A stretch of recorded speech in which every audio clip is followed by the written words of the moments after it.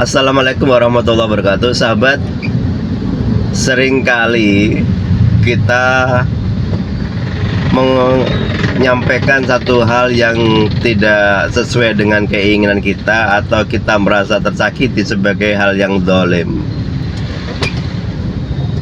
Tahukah Anda bahwa zalim itu tidak hanya bermakna orang yang teraniaya atau orang yang tersakiti.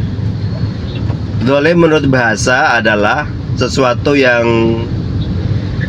tidak ditempatkan kepada tempatnya. Mahallu syai' fi ghairi mahalli. Menempatkan sesuatu tidak pada tempatnya. Contoh, peci tempatnya di kepala, kemudian kita taruh di kaki, itu namanya zalim, karena tidak pada tempatnya. Sama halnya ketika kita bermasyarakat, ada tempat-tempat yang boleh berjualan, ada yang tidak. Nah, ketika kita membeli atau berjualan di tempat yang tidak diizinkan oleh pemerintah, kenapa? Karena mengganggu ketertiban umum, mengganggu kepentingan bersama, mengganggu keindahan dan lain sebagainya, maka kategorinya itu termasuk hal yang zalim.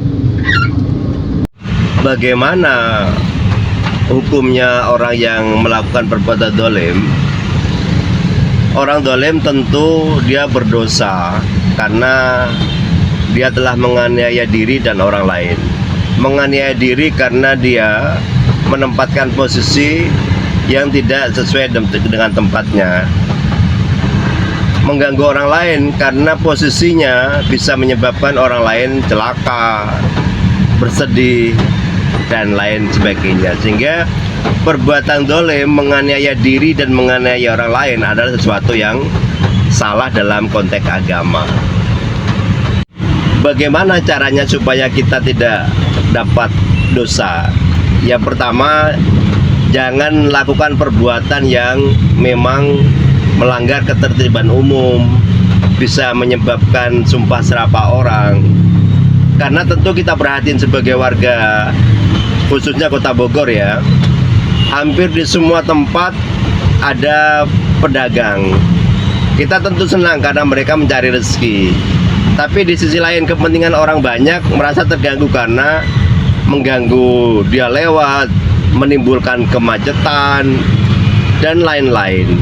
Oleh karenanya, berdagang, parkir, mari kita sadari bersama, bukan masalah mudahnya kita melakukan kegiatan kita, tapi juga bagaimana kepentingan bersama yang terganggu oleh kita.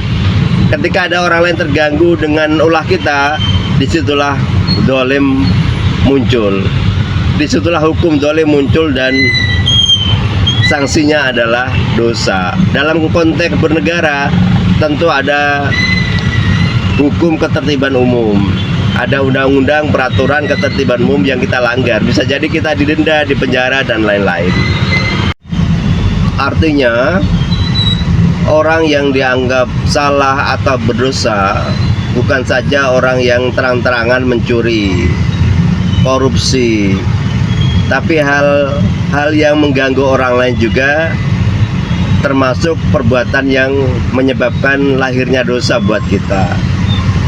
Oleh karenanya, mari kita jaga bersama, kita sebagai warga menjaga ketertiban secara bersama-sama. Pemerintah sebagai pemangku kebijakan, dia berkewajiban menertibkan kita karena dia mendapatkan amanat untuk menjalankan undang-undang.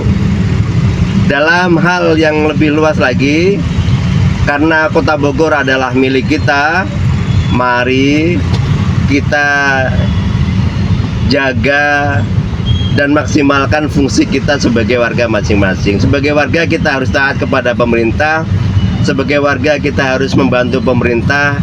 Kita jaga ketertiban, kita jaga keindahan Kota Bogor, tidak semrawut, buang sampah di tempatnya. Bukan hanya kewajiban pemerintah untuk membersihkannya, tapi kewajiban kita juga untuk membuang sampah kepada tempatnya.